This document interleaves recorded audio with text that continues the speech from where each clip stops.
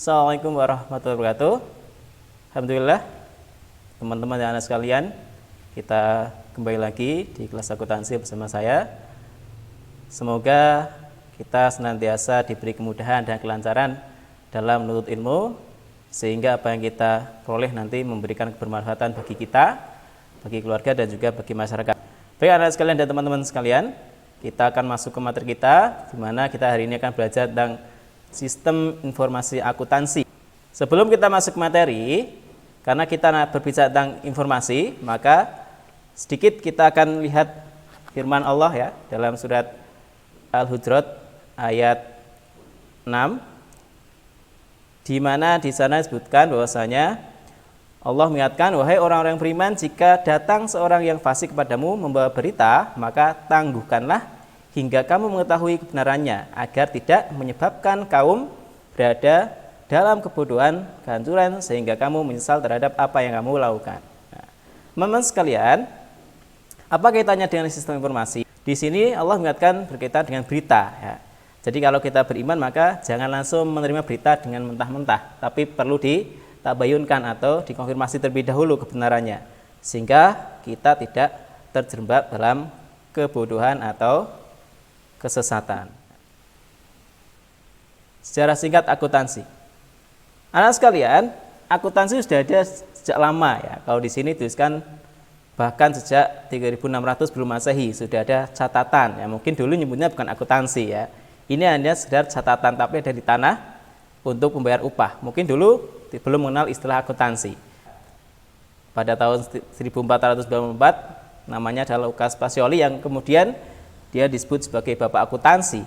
Dia menerbitkan buku yang berjudul Summa de Arithmetica Geometrica Proportioni et Proportionalitate. Di salah satu subbabnya ada yang bahas tentang akuntansi, Tractatus de Computis et Scriptorio.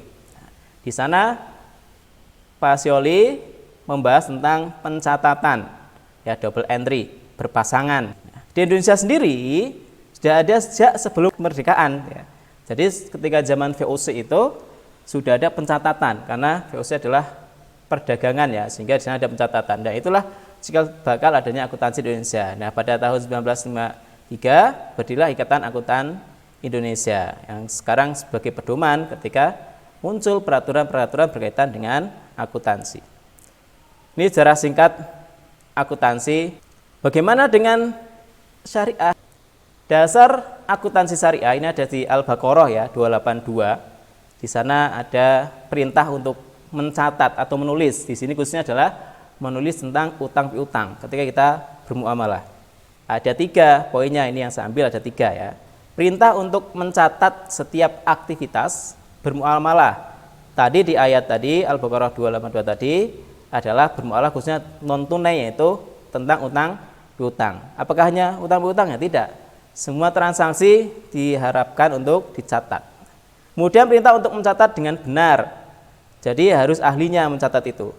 Kemudian perintah untuk membiasakan tradisi mencatat bagi umat Islam. Jadi harus mencatat segala sesuatunya. Kenapa? Karena manusia adalah tempatnya lupa dan salah. Sehingga mencatat itu penting.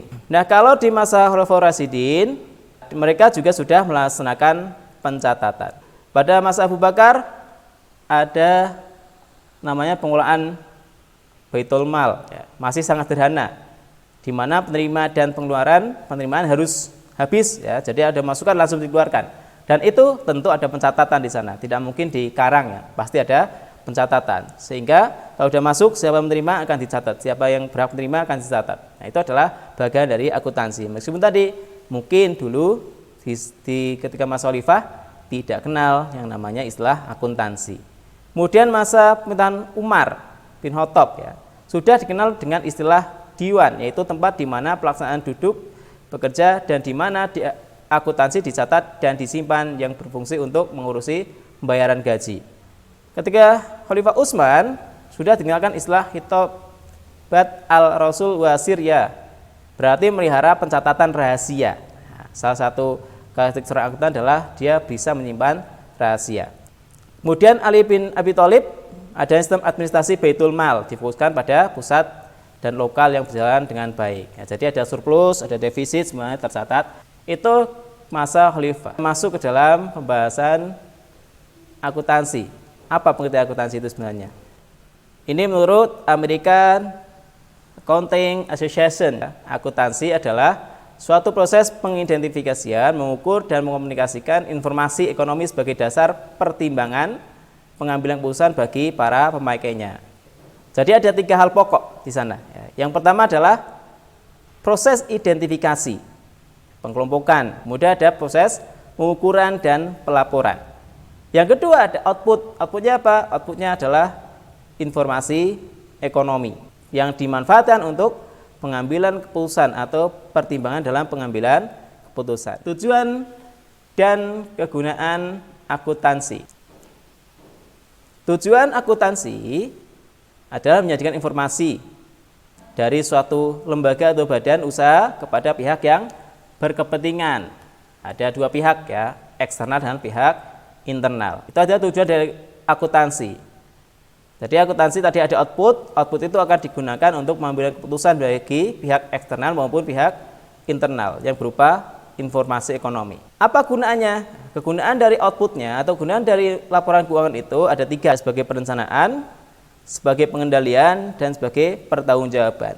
Sebagai perencanaan kita akan gunakan nih, besok, semester besok atau tahun depan ini mau buat apa nih, seperti apa perusahaan kita. Oh ternyata kita harus meningkatkan produksi karena kita mengalami laba misalnya. Oh kita harus menurunkan produksi karena kita rugi dan sebagainya. Itu adalah perencanaan sebelum diambil keputusannya. Kemudian sebagai pengendalian, kalau kita sudah punya catatan, sudah punya laporan, maka itu akan mengendalikan di dalam proses berjalannya proses akuntansi itu sendiri atau perusahaan. Nah di terakhirnya maka bisa dipertanggungjawabkan. Akuntansi sebagai sistem informasi. Kenapa akuntansi disebut sebagai sistem informasi? Ada 2 tadi sebagai pemakai informasinya, ada pihak internal dan pihak eksternal. Masing-masing memiliki tujuan dan manfaatnya sendiri-sendiri. Tergantung siapa yang menggunakan. Nah, informasi yang diberikan itu akan digunakan tergantung dari siapa yang menggunakannya. Setiap individu, setiap pemakai berbeda-beda. Makanya akuntansi laporan keuangan itu dibuat sesuai dengan kebutuhan pemakainya. Yang pertama siapa yang memakai? Pihak eksternal. Siapa saja yang termasuk pihak eksternal? Yang pertama adalah pemilik atau investor. Ingat ya, pemilik atau investor itu adalah pihak eksternal. Buat apa nih mereka kok butuh? Sebagai investor, sebagai pemilik, pasti kita akan melihat perkembangan perusahaan. Ketika perusahaannya baik, maka kita akan kita tambah ini investasi untuk mengetahui keuntungannya. Kalau rugi, maka kita akan tarik atau pertahankan. Yang kedua adalah kreditor, pemberi pinjaman. Seorang kreditor pasti akan melihat perkembangan perusahaan atau laporan keuangan atau informasi akuntansi guna mengetahui posisi keuangannya. Apakah perusahaan itu berjalan dengan baik? Mampukah dia mengembalikan pinjamannya? Atau bahkan dia nggak mampu mengembalikan? Itu bagi seorang kreditor. Yang ketiga ada pemerintah. Pemerintah juga merupakan pemakai informasi akuntansi dari pihak eksternal. Gunanya buat apa? Perusahaan atau lembaga akan membayar pajak ya, sehingga kita harus tahu nih keuntungan perusahaan itu berapa, sehingga pajak bisa dibayarkan sesuai dengan keuntungan yang diperolehnya.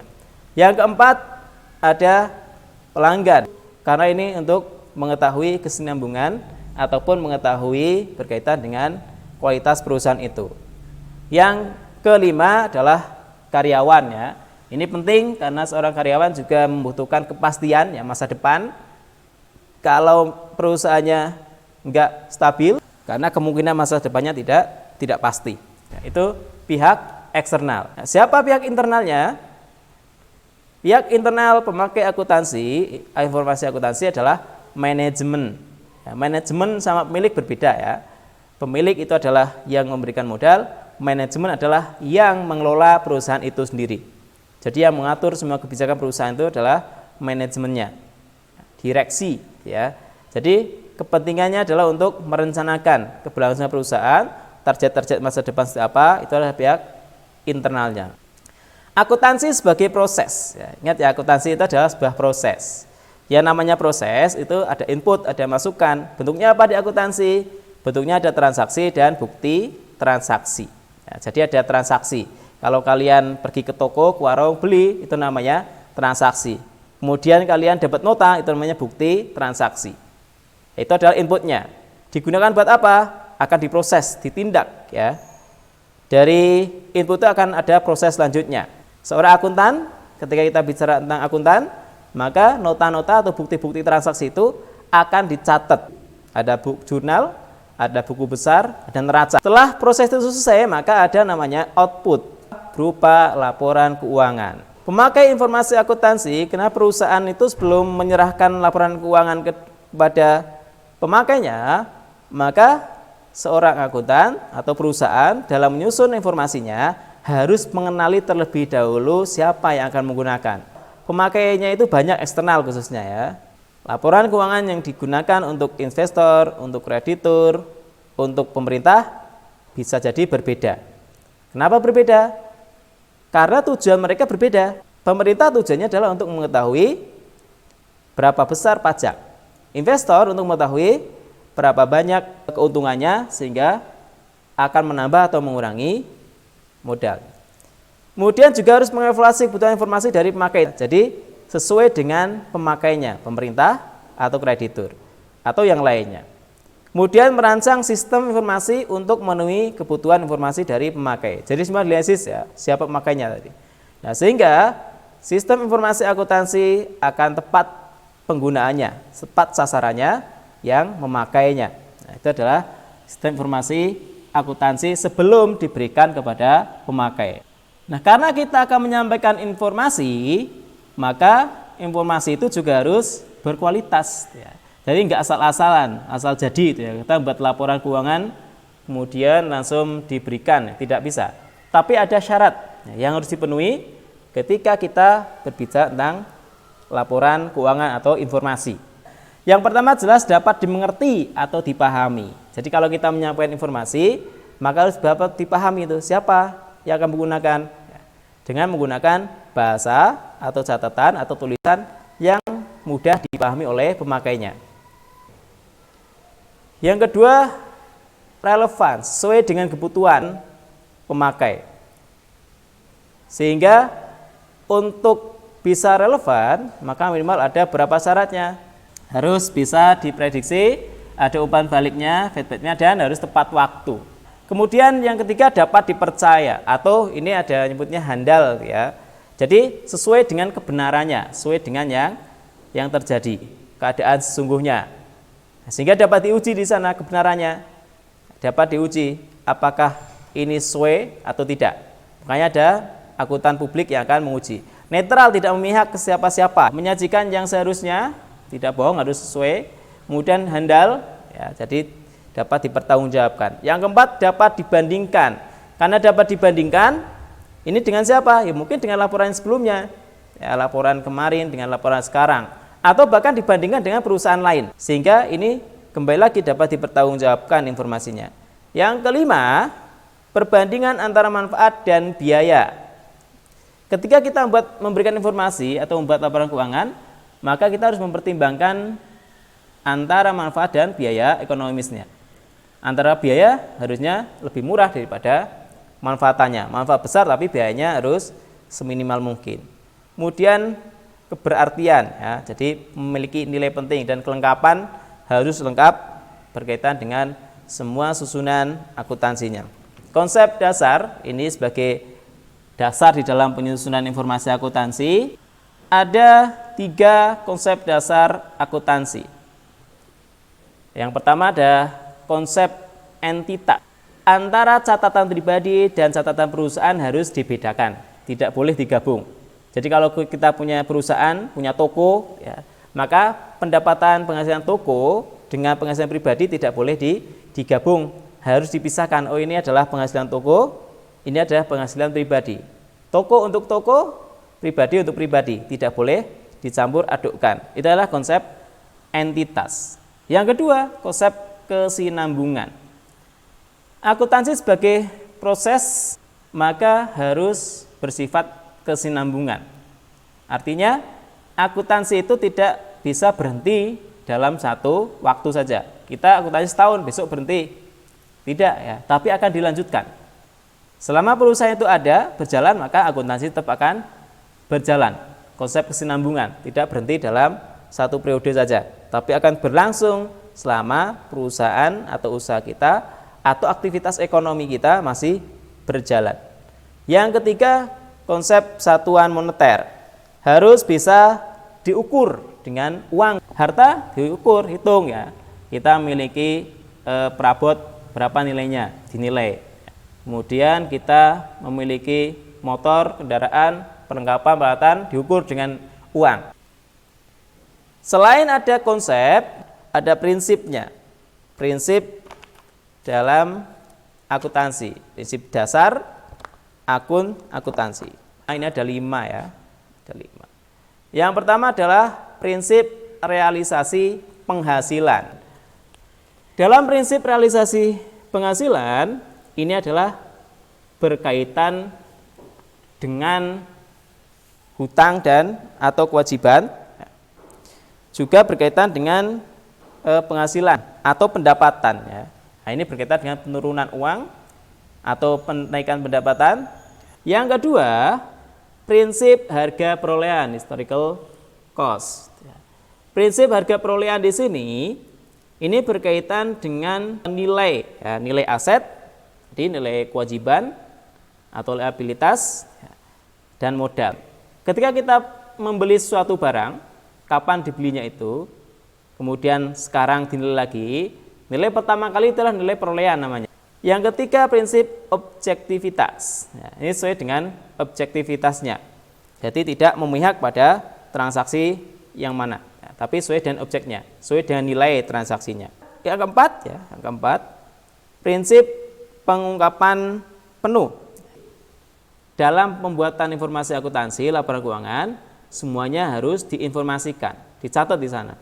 Sehingga pemakainya juga memiliki informasi penuh terhadap laporan keuangan yang dia terima. Yang kelima adalah prinsip konsistensi.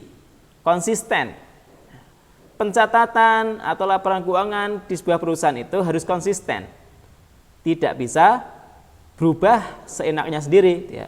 Kita awal tahun menggunakan metode A, di tengah-tengah berubah metode B.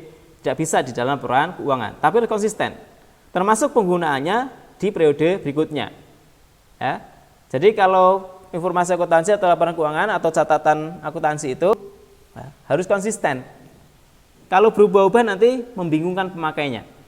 Sehingga harus senantiasa menggunakan prinsip konsistensi.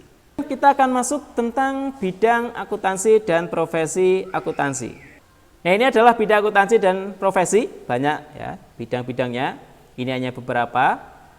Ada akuntansi keuangan, akuntansi biaya, manajemen, perpajakan, anggaran, pemerintahan, banyak ya.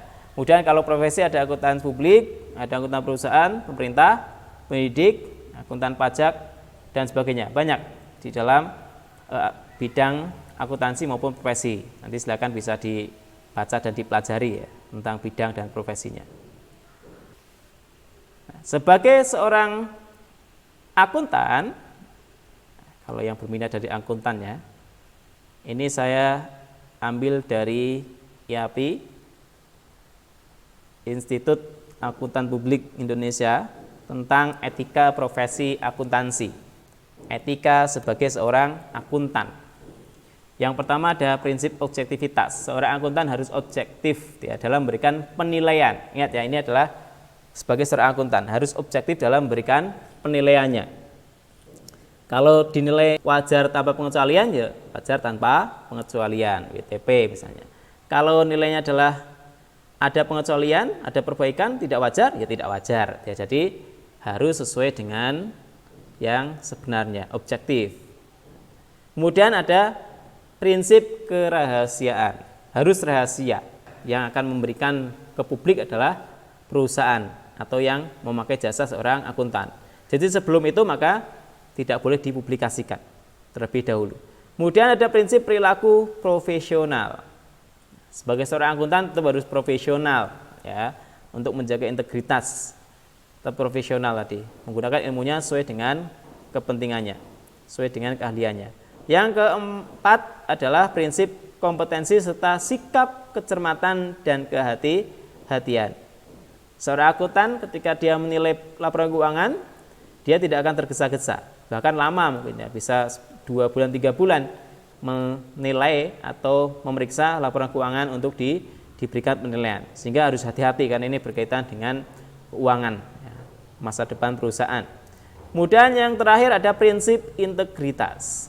Tadi ya, harus bisa mempertanggungjawabkan integritasnya sebagai seorang akuntan. Nah, itu anak sekalian dan teman-teman sekalian, itu adalah tadi tentang sistem informasi akuntansi secara umum ya, seperti itu. Nanti kita bisa belajar kembali, kalian belajar di rumah, cari referensi yang banyak ya, karena ini hanya masih sebatas dasar dari akuntansi, sistem informasi khususnya. Nanti kita akan lebih lanjut lagi belajar dengan referensi yang lainnya. Pada pembahasan berikutnya kita akan berbicara tentang persamaan dasar akuntansi. Kalau tadi masih sebatas sistem informasi teori, berikutnya kita akan bicara tentang persamaan dasar akuntansi. Baik, itu saja untuk kelas akuntansi hari ini. Kita berjumpa lagi pada kesempatan yang akan datang. Terima kasih dari saya. Sampai jumpa. Assalamualaikum warahmatullahi wabarakatuh. Tetap semangat.